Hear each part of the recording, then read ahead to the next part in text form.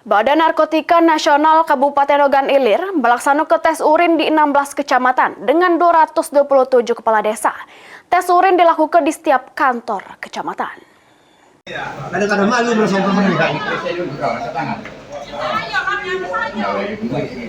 Dari 16 kecamatan Kabupaten Ogan Ilir, ada 227 kepala desa yang dilakukan tes urin yang difokuskan di kantor kecamatan.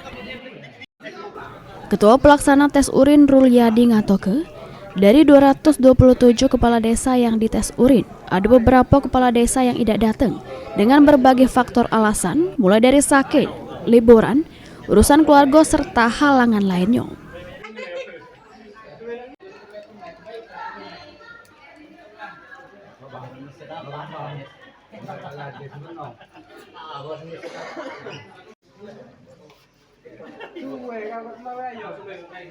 Untuk kades yang tidak datang tes urin bakal dilaporkan ke pemerintah Kabupaten Ogan Ilir.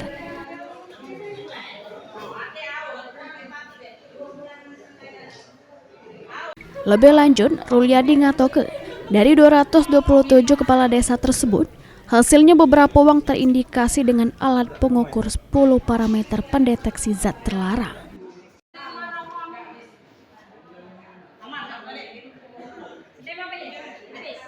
Namun, beberapa indikasi 10 zat terlarang ini bakal diperdalam lagi dengan melakukan pengecekan di laboratorium. Sehingga, hasil yang didapat BNN Ogan Ilir bisa dipastikan adanya penggunaan zat terlarang atau narkoba.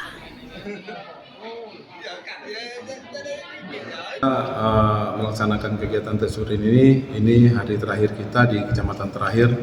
Kita sudah melaksanakan di 16 kecamatan dan di sebanyak pesertanya itu 227 desa. Ahmad Romawi, PAL TV.